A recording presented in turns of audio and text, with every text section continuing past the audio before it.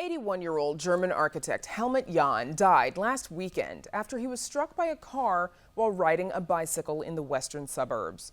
Jahn is known for designing groundbreaking buildings all over the world, and many right here in his adopted city of Chicago. Geoffrey Baer joins us now with a look at Jahn's work and legacy in a special edition of Ask Geoffrey. And Geoffrey, obviously a very tragic loss for the architecture community. Oh, it was so sad and so shocking that it happened so quickly. So, yeah, absolutely. The question is, and this comes from Chicago Tonight staff, Helmut Jahn is best known in Chicago for designing the Thompson Center in the Loop, but there's a lot more to his story, isn't there? Geoffrey? Certainly there is. As you said, the Thompson Center has, been controversial since the day it opened, and now more than ever with the battle to sell it or save it. But I wonder if people realize they know his buildings all over the city and suburbs. Jahn's United Terminal at O'Hare was inspired by the design of grand old Chicago railway terminals that let light in through the ceiling from above. He also designed the jazzy subterranean passageway there at O'Hare that takes you to a satellite terminal. And he even designed the O'Hare L terminal using curves and color to bring drama to an otherwise drab underground space. Then there's his annex to the Chicago Board of Trade, built directly behind the famous Art Deco tower that looms over Chicago's financial district. It's basically a shorter glass version of the older tower, complete with the pyramid-shaped roof and ornament on the top, echoing the original. There's the cascading blue glass of Metra's Ogilvy Transportation Center, now known as Accenture Tower, which from certain angles looks like waves, like a waterfall almost, falling off the building.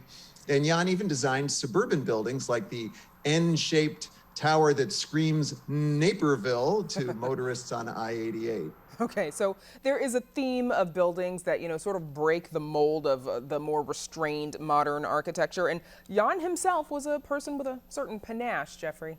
Oh, you bet.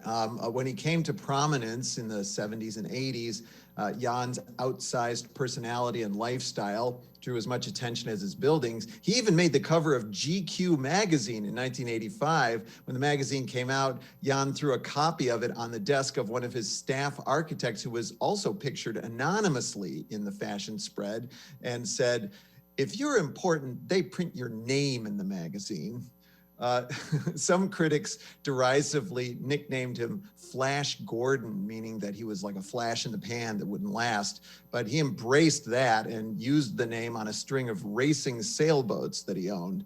Jahn's bravado was also part of his success, according to IIT School of Architecture Dean Reed Kroloff. Here's a bit of what Reed told us. He was part of a group of people, architect that became prominent in the latter part of the 20th century, where we invented the term star-chitect, where like a star chef or someone else, the personality became very much a part of the entire package of architecture that was being created. And Helmut certainly understood that. He certainly understood how to incorporate the media into his campaign for making buildings. Now, Geoffrey, Jahn was German, but, Chicago became his hometown. Well, that's right. He moved here in the mid-1960s to study under the renowned German-born architect Ludwig Mies van der Rohe at IIT. And the imprint of Mies and those other modernists with their restrained, less is more philosophy is obvious in what Jahn considered his first building, and many people don't know this, the McCormick Place Convention Center on the lakefront, which he helped to design under architect Gene Summers in the late 1960s after he joined the firm of C.F. Murphy. Jahn later took over that firm, and he began pushing back against the strict right angles and dark colors of modernist architecture, even at IIT itself, where he designed this shiny, curvy dormitory. Some of Jahn's favorite projects outside the US and he's famous all over the world, included the Messeturm Tower in Frankfurt, one of the tallest buildings in Europe in the 1990s. There's also his sprawling airport in Bangkok, Thailand, one of several airports Jahn worked on, and especially the Sony Center in Berlin from the year 2000, which might remind viewers of the Thompson Center with its soaring atrium and spaceship-like exterior. Jahn considered this complex of 8 buildings one of his finest works. And the Thompson Center, always remained one of his favorites as well. But of course, it was back in the news recently as the state announced that it has put the property up for sale. That's right. After many years of speculation about this, the cash-strapped state of Illinois finally announced that it does intend to sell the building.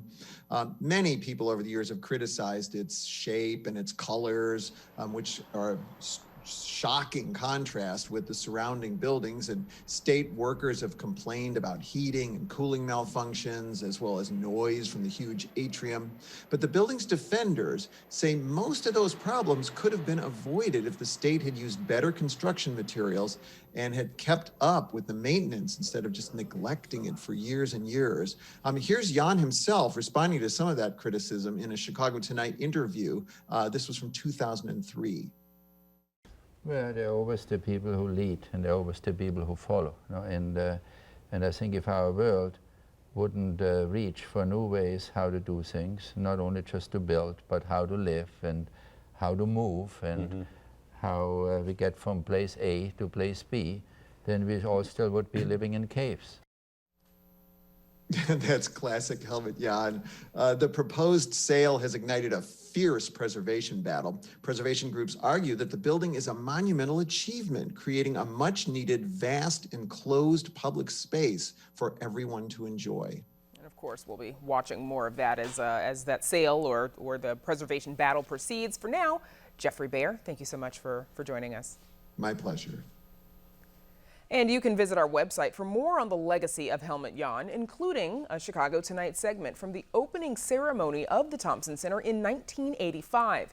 While you're there, don't forget to submit your own question to Geoffrey Baer. That's at WTTW.com/AskGeoffrey.